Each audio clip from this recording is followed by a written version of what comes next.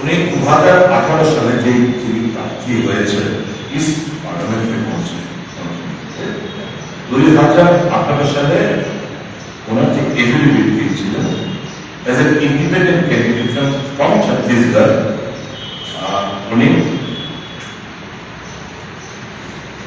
প্রার্থী হয়েছিলেন 0.19% ভোট পেয়েছিলেন। ওই সময় ওনার বয়স ছিল 47 বছর। Educational qualification 10 pass matter. আর একটা হচ্ছে ইন্ডিপেন্ডেন্সে লড়াই করেছেন। যে জিনিসটা ইন্টারেস্টিং উনি দেখিয়েছেন, ওখানকার ভোটার লিস্টে কৃতি দেবী সিং হিসাবে ওনার ভোটার লিস্টের নাম ওখানে নথিভুক্ত করা হচ্ছে। ভারতীয় জনতা পার্টি যে লিস্টটা বের করল এর মধ্যে কৃতি দেবী সিং এক বড়বার লেখা।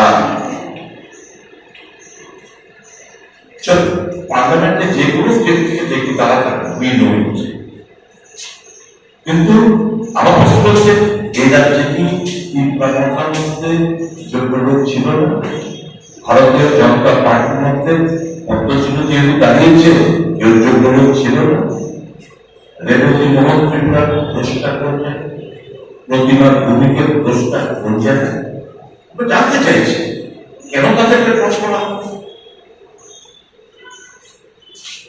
এই যে কৃতি দেবী সিং উনি ভোটার লিস্টের মধ্যে 2018 এর ভোটার লিস্টের মধ্যে এই জিনিসটাই ওরা লেখা কৃতি দেবী সিং। যে লিস্টটা কালকে প্রকাশিত করলো তার মধ্যে লেখা কৃতি দেবী সিং দেখো her name is not enrolled in Chhattisgarh in enrolled as voter list 72 Kawarta constituency of Kawarta that is Chhattisgarh constituency ex serial number 424 in part number 204 এই যে পার্ট নাম্বার 204 এর মধ্যে সিরিয়াল নাম্বার 424 কাওয়ারটা ছত্তিশগড় কনস্টিটিউয়েন্সিতে 72 কাওয়ারটা কনস্টিটিউয়েন্সিতে যে নামটা নথিভুক্ত করা আছে আজকের দিনে সেটা হচ্ছে কৃতি দেবী সিং। তাহলে এই লিস্টটা পাবলিশ করলো that Mama Kriti Devi Singh that but her name is not enrolled but there is Kriti Devi Singh that that was একটা কেন এর হচ্ছে ঠিক আছে মানুষের আছে মানুষ যথেষ্ট বুদ্ধিমান আছে আপনারা বিবেচনা করবেন বিচার বিশ্লেষণ করবেন। अगर ये सर एक last fight constitutional solution greater प्रदेश पहला जाके रूलर पार्टी अगर it at the end of the equal to PTDD Singh and international two ministers, I have got nothing to say. The indigenous people have to decide. They have to take a call. বিচার ভার আমি তিপ্রাসা কথা ছাড়লাম। তিপ্রাসা আমাদের পাশে রয়েছে, শপথ কুমার নেতা যিনি মিডিয়ার রয়েছে।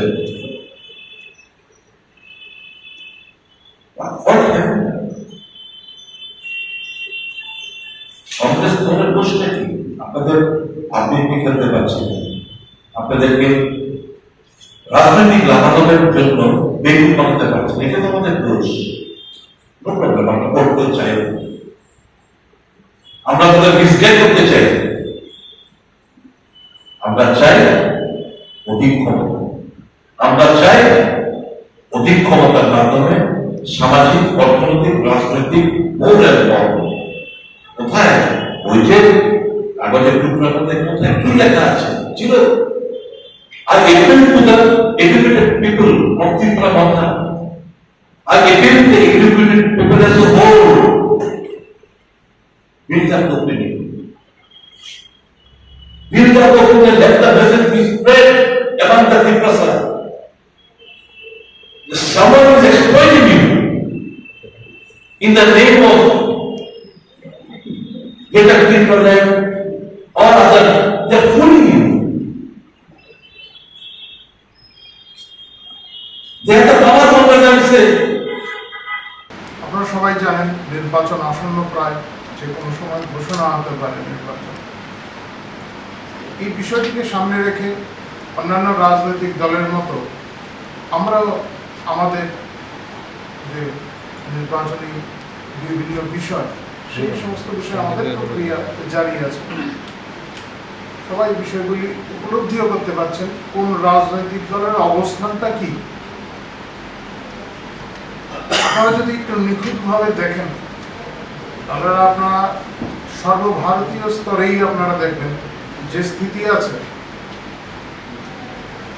কারা এই দেশের পক্ষে, কারা রাষ্ট্রভক্ত এবং কারা রাষ্ট্র বিরোধী, এবং পরোক্ষভাবে রাষ্ট্র বিরোধী যে সমস্ত শক্তিগুলি আছে তাদের সহায়তা করছেন, সেগুলি আপনারা সবাই দেখছেন। রাজ্যের মানুষও দেখছে, এই দেশের মানুষও দেখছে, এবং ফলাফল সেই অনুযায়ী হবে।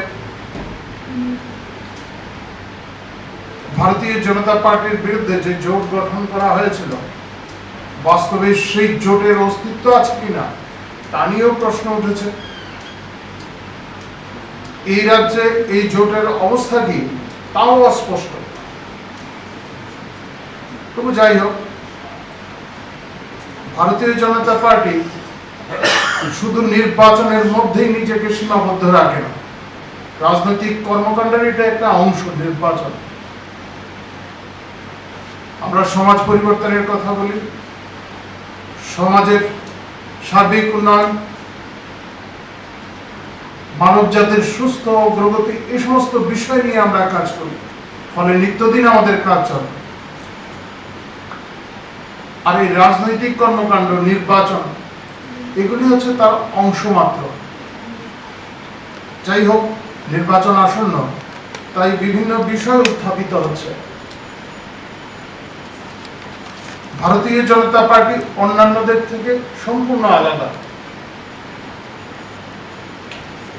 আমরা আমাদের সরকার পুনঃপ্রতিষ্ঠা হলে আমরা কি কি করতে চাইছি, কি কি করা প্রয়োজন, তা আমরা এককভাবে সিদ্ধান্ত নেই না। আপনারা দেখেছেন এ রাজ্য আমরা জনগণের মতামত চাই। জনগণ কি চায়? গণতন্ত্রকে আমরা একদম বদ্ধমূলে প্রতিষ্ঠিত করতে চাই।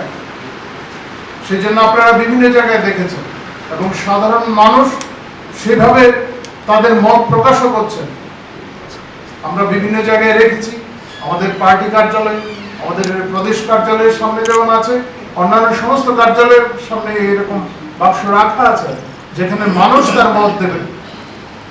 আবার সরকার প্রতিষ্ঠিত হলে কি করা প্রয়োজন, কি কি বিষয়গুলিকে প্রাধান্য দেওয়া প্রয়োজন, এই বিষয়গুলি রাখা হচ্ছে, মানুষ রাখছে, এবং সেই অনুযায়ী আমাদের প্রতিশ্রুতিপত্র তৈরি হবে। আমাদের পার্টির নেতারা এককভাবে এই সমস্ত সিদ্ধান্ত নেন না। জনগণের মত কি আছে, জনগণ কি চাইছে, রাষ্ট্রের স্বার্থে কি করা প্রয়োজন, সাধারণ মানুষ কি মনে করেন, সে সমস্ত মতকে সম্মিলিত করে আমরা আমাদের কাজ করতে চাই। আমরা অন্তর্দয়ে বিশ্বাসী, অন্তর্দয় দর্শনে বিশ্বাসী, এবং অন্তর্দয়ের প্রতিটা বিষয় যাতে আমাদের সরকারের কর্মকাণ্ডে প্রতিফলিত হয়, তার জন্য এই ব্যবস্থা। অন্যান্য রাজনৈতিক দলে এমন কোন ব্যবস্থা আছে বলে আমি তো অন্তত জানি না, আপনারাও হয়তো জানেন না। তবু অনেকে অনেক কিছু বলছেন, প্রতিশ্রুতি দিচ্ছেন।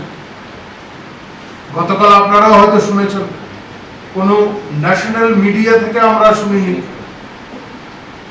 যে এই দেশের প্রধান বিরোধী দল, যারা দীর্ঘ সময় ধরে, স্বাধীনতার পর থেকে দীর্ঘ সময় ধরে ক্ষমতায় ছিল,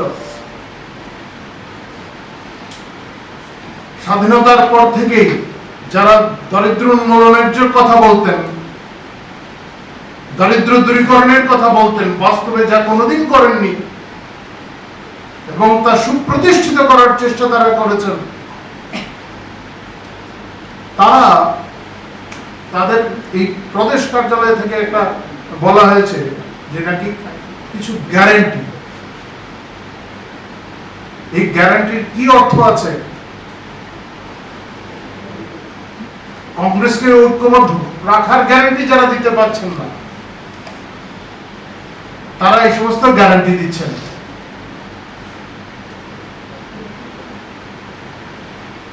পক্ষান্তরে ভারতীয় জনতা পার্টির তরফে ইতিপূর্বে যে সমস্ত প্রতিশ্রুতিগুলি দেওয়া হয়েছিল, আপনারা সবাই জানেন সেগুলি অক্ষরে অক্ষরে পূরণ করা হয়েছে। আমরা বলছি মোদিজির গ্যারান্টি হলো প্রতিশ্রুতি পূরণ করার গ্যারান্টি, এবং যা যা আমরা অতীতে বলেছিলাম, যখন সংসদে আমাদের 2 জন সদস্য ছিল, তখন আমাদের যে সমস্ত প্রতিশ্রুতিগুলি ছিল তাও আজ বাস্তবায়ন করা হচ্ছে। 370 ধারা থেকে শুরু করে সমস্ত বিষয়, সর্বশেষ সিএ